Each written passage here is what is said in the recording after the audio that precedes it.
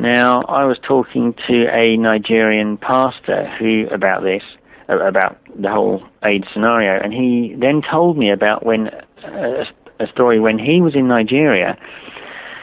Some man had come to him very distressed because he'd had kidney failure and he was on dialysis, and because they'd started to do HIV testing, he'd been diagnosed HIV positive, and now none of the hospitals were allowing him to use their dialysis machines, so he was essentially condemned to a slow death over the following 2 weeks or so, as his body filled up with things his kidneys should have been filtering out, because as a result of this diagnosis.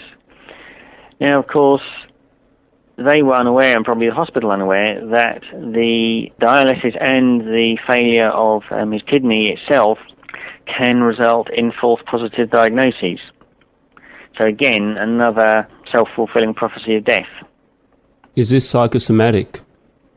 Well, yes, but in that case, it is, the denial of treatment for various reasons creates a self-fulfilling prophecy as well. So it's not just psychosomatic, but now you've mentioned it, that's another way it can become self-fulfilling, because what we already know is that when you're under intense stress, then your body releases cortisol, and cortisol causes your immune cells to retreat away from peripheral blood where they're measured into lymph nodes and other organs. Now, of course, what happens is you go in and say you just had a hepatitis B vaccination or something like that. Incidentally, I know 4 people that were only diagnosed HIV positive after their hepatitis B vaccinations, and 3 of them were black, which is kind of, consistent with the notion that black people are much more likely to be diagnosed positive anyway, just for having a high level of antibodies. Yes, it is. Now, so you go in, you get told you're HIV positive, you go into shock and distress, basically.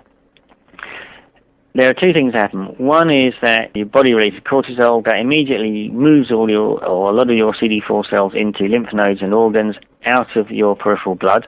Now let's consider a Stone Age reason why this might be. Supposing you're either being attacked by another tribe or being attacked by, say, a bear or a couple of wolves or something. Now, immune system cells take a fairly long time to create, and therefore you don't want to lose them, and you're going to need them after the fight in order to repair any damage and help repel any invaders that may have come in. So it obviously makes sense to keep immune system cells out of the way, out of harm's way, if you like, where they're less likely to be spilled if you're in a stressful situation. So, after the fight, in the Stone Age, bear goes away, or you stab him with your knife or whatever. The blood clot seals the wound, and then all the stress goes away, and the immune systems come back to help deal with any invaders that may have gone in the meantime. The problem is, if you've been diagnosed HIV positive, that's not short-term stress. It's a long-term stressful situation.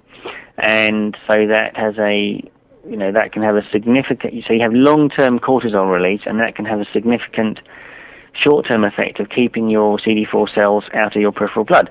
So, of course, then they start doing CD4 cell counts, and immediately it looks like you're nearly suffering from AIDS because your CD4 cell count is low.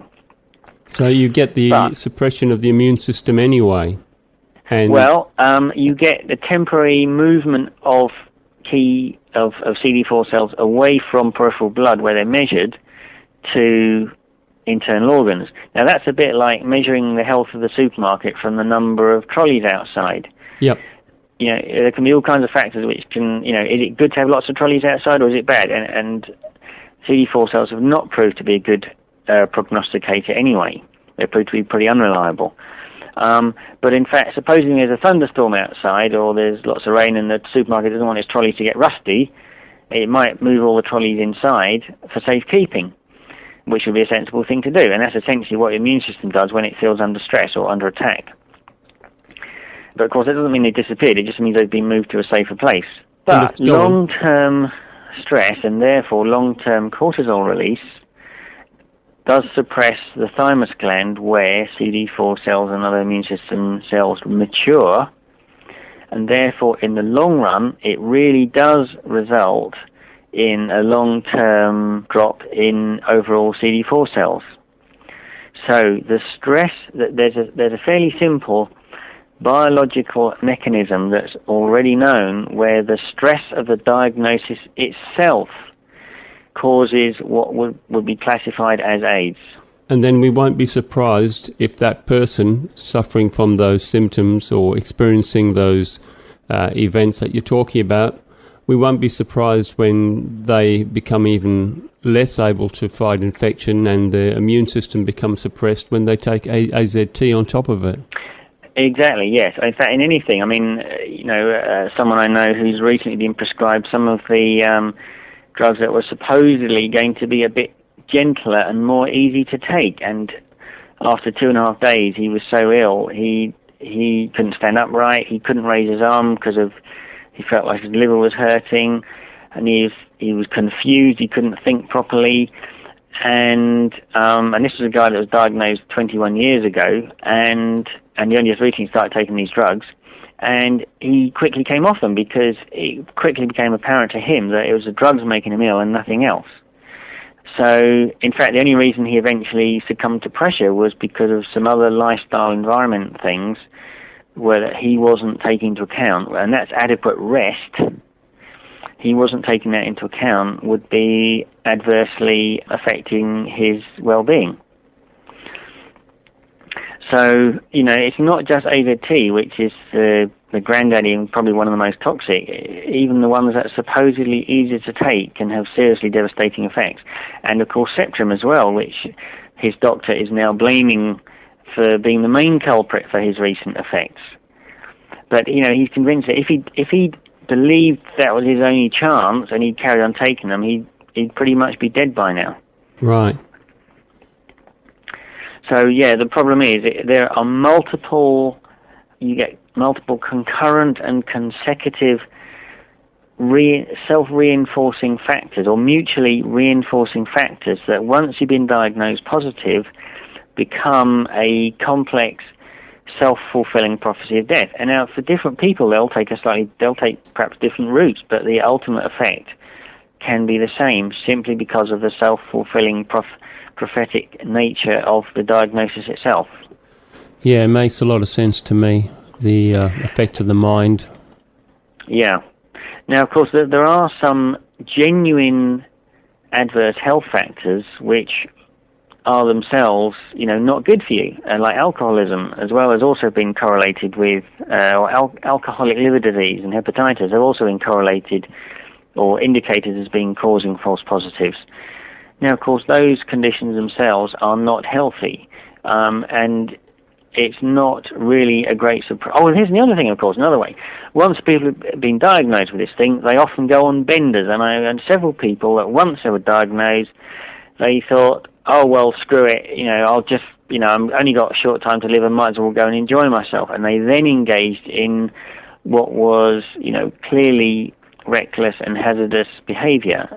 By hazardous, I mean things that were inherently hazardous, like taking lots more drugs, just not looking after themselves, things that, again, become a self-fulfilling prophecy of ill health. It's a real tragedy, isn't it? Yes, it's a real tragedy. It's a very complex, multi-layered, self-reinforcing feedback tragedy. And all this from something which is without proof of existence. Well, that's the thing. Because the difficulty of the fact that nobody's actually proven or demonstrated HIV or a retrovirus that can be regarded as HIV can be found in anybody's blood that's got AIDS is one of the most astonishing things, I think, for most people. Of course, you hear this term isolated again and again and again for anybody that starts delving into it, and you think, oh, well, it must be isolated. But what most people are unaware of is that these scientific terms are not manifestations of the meaning of the words that we would assume they are. For example, let's take cloning. let's take cloning of what they call HIV. One doctor said to me, "Of course we can isolate. Of course we can isolate HIV. It's already been cloned," he said. Well, when you look into the detail, cloning is essentially finding scraps of genetic material and stitching them together using a process called template switching, and finding stretches of material in a soup that are the length you're looking for, then stitching them together, and that's called cloning HIV. In reality, that's no different from blowing up a bomb above the zoo and then going around picking up bits of animals to make up some imaginary animal that you're absolutely sure does exist, even if you've not actually seen one in real life. That's not cloning. They can't see the idiocy of what they're doing. Exactly, and I think one of the key reasons for that is because we have too much faith in them.